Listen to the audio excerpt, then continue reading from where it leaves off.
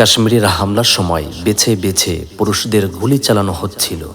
ভারত শাসিত কাশ্মীরের পহেলগ্রামে বন্দুকধারীরা হামলা চালানোর সময় নারী পুরুষদের আলাদা করে বেছে বেছে পুরুষদের লক্ষ্য করে গুলি করছিল। পর্যটক বাস থেকে নামার পর বেঁচে যাওয়া ব্যক্তিরা ভয়াবহ মুহূর্তগুলোর বর্ণনা দিচ্ছিলেন। কোনো গোষ্ঠী এই হামলার দায় স্বীকার করেননি।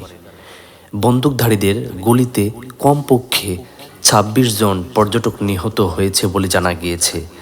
স্থানীয় সংবাদমাধ্যমের প্রতিবেদন অনুযায়ী আহতদের সংখ্যা অনেক, যাদের মধ্যে বেশ কয়েকজনের অবস্থা আশঙ্কাজনক ও মৃত্যুর সাথে লড়াই করছে।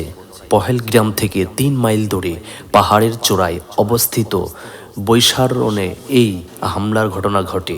প্রত্যক্ষদর্শী একজন নারীর বরাত দিয়ে স্থানীয় সংবাদপত্র ইন্ডিয়া এক্সপ্রেস খবর প্রকাশ করেছে, ওই নারীর স্বামীও মাথায় গুলি লেগে মারা যায়।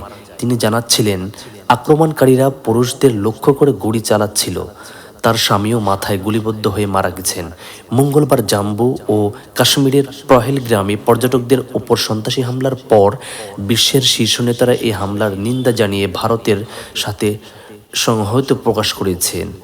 ভারতের প্রধানমন্ত্রী নরেন্দ্র মোদী বলেছেন, এই হামলায় জড়িতদের কোনো ছাড় দেওয়া হবে না।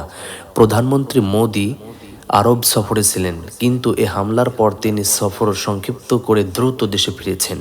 এদিকে এই হামলার পরপরই মার্কিন প্রেসিডেন্ট ডোনাল্ড ট্রাম্প ভারতের সাথে সংহতি প্রকাশ করেছেন এবং প্রধানমন্ত্রী নরেন্দ্র মোদীর সাথে ফোনে কথা বলেছেন।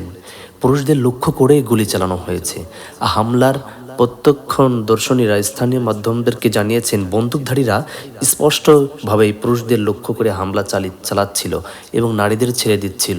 জঙ্গিরা আমি বলতে পারছি না ঠিক কতজন একটি খোলা ছোট তৃণভূমির কাছে জঙ্গল থেকে বেরিয়ে এসে গুলি চালাতে শুরু করে, বার্তা সংস্থা এএফপিকে জানাচ্ছিলেন একজন নারী। তিনি বলেন, স্পষ্টই তারা মহিলাদের ছাড় দিচ্ছিলেন এবং পুরুষদের দিকে গুলি চালাতে থাকলো।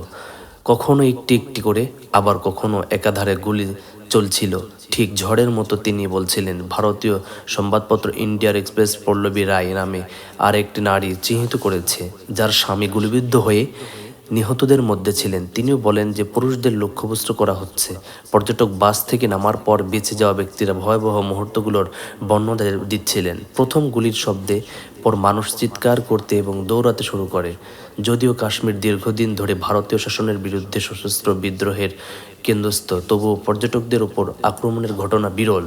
এই অঞ্চলের মুখ্যমন্ত্রী ওমর আবদুল্লাহ বলেছেন, মঙ্গলবার হামলা সাম্প্রতিক বছরগুলিতে বেসামরিক নাগরিকদের ওপর পরিচালিত যে কোনো হামলার চেয়ে অনেক বড়।